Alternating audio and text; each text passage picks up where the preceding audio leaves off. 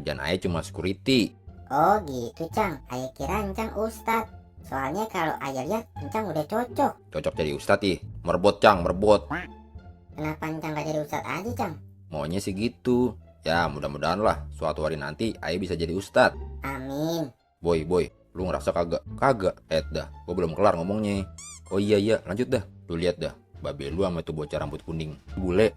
Siapa lagi emang yang rambutnya kuning di sini? Lah, itu Mang Darwis. Kok gue ngerasa kayak ada yang aneh ya? Gue juga ngerasa gitu, Nu. Tuh kan bener, apa gue bilang? Emang lu ngerasa gimana, Boy? Gue ngerasa lapar, Nu. Buset, bukan itu maksud gue. Kalau lapar mah gue juga lapar, Boy. Lu mau ngomong apaan sih? Tinggal ngomong aja susah bener.